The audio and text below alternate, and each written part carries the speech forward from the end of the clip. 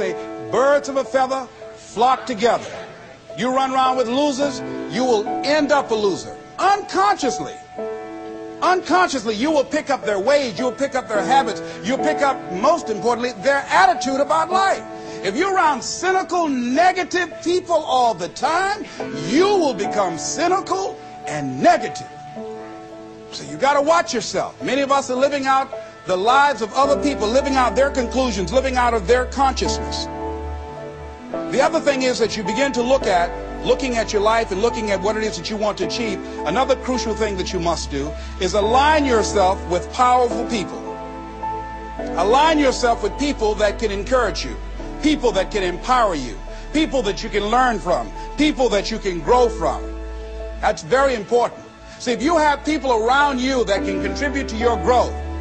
When I wanted to become a speaker, I joined the National Speakers Association.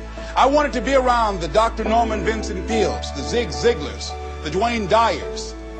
I wanted to be around people that were doing what I wanted to do. I wanted to learn from them. And you want to do that too. You want to align yourself with people who think like you, people who dream like you, people who want more out of life, people that are stretching and searching and seeking some higher ground in life. As opposed to the majority of people. Somebody said, always strive to get on top in life because it's the bottom that's overcrowded. And see, you don't want to be on the bottom. See, it's easy to be on the bottom. It doesn't take any effort to be a loser. It doesn't take any motivation, any drive in order to stay down there on a low level. But it calls on everything in you, ladies and gentlemen. You have to harness your will to say, I'm going to challenge myself. Sometimes I have to pull myself out of bed and say, come on, Les. Things I know I should do, I don't do. Things I shouldn't do, I do. I found that the biggest enemy you have to deal with is yourself. There's an old African proverb that says, if there's no enemy within, the enemy outside can do us no harm. So think about that.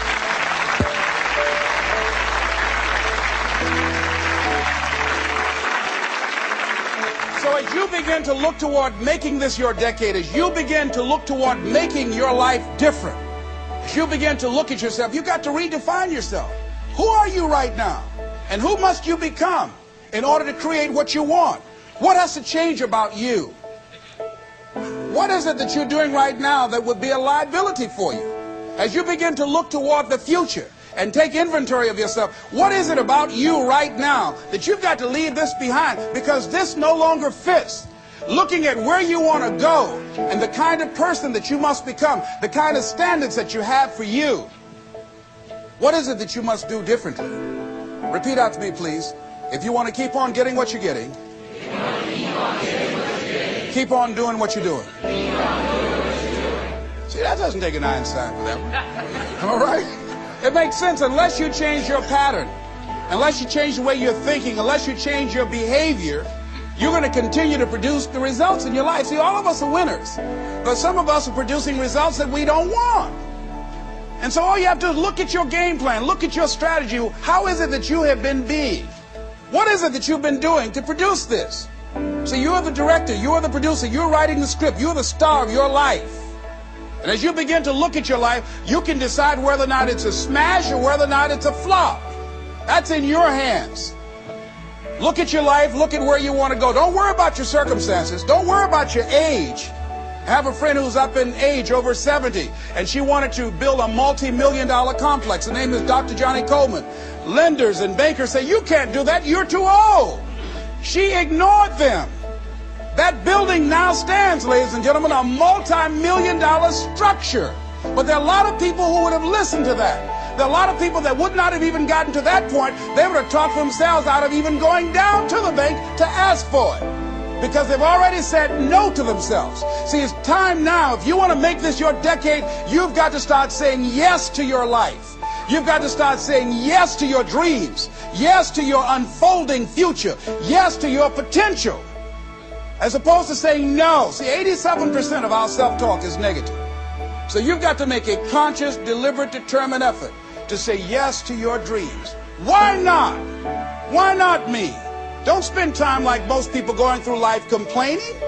Don't try and get on talk shows and tell everybody how life has done you wrong. Here's what's happening in the audience. 80% don't care, and 50% glad it's you.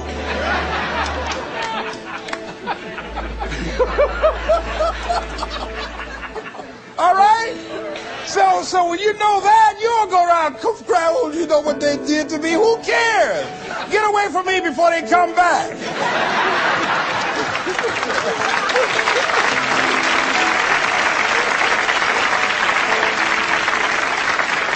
I had a friend of mine that said something that's very important. He said, hey, it doesn't matter what happens to you. The only thing matters, what are you going to do about it? That's all that matters. Okay, life knocked you down. What are you going to do about it? How long are you going to sit there and say, you know what they did to me? How long? Who wants to hear that racket? Use that energy to get up from there and move on and get on with your life. You got to learn to let the past go so you can grow. Many people never act on their dreams because they allow their past experiences to determine what their possibilities are. Whatever you've done in the past, that's not a reflection of your possibilities. That's just a reflection of your consciousness. That's just a reflection of your development and your growth. The future is unfolding for you right now. The future is unlimited for you right now. No one knows where you can go. No one knows what you're capable of or what's possible for you. You don't even know that. I had no idea, ladies and gentlemen. No one could have convinced me that I was able to do this. I'll never forget, I was speaking in Detroit, and a high school friend of mine saw me afterwards, and he was backstage. He said, I can't believe it's the same person. And I thought for a moment, and I said, it's not. The person you know, he's gone. He doesn't live here anymore. We have the power to change our personal history, changing the direction of our lives, changing our thoughts, changing where we want to go, exploring new horizons. So as you begin to look at this decade and affirming that this is your decade, as you set goals that will make you stretch, that will bring out the best in you, as you begin to remove the negative, toxic people from your life, as you decide to take some chances in life, and that's one of the things that's very important. Viscard said, if you're not willing to risk, you cannot grow. And if you cannot grow, you cannot become your best. And if you cannot become your best, you cannot be happy. And if you can't be happy, then what else is there?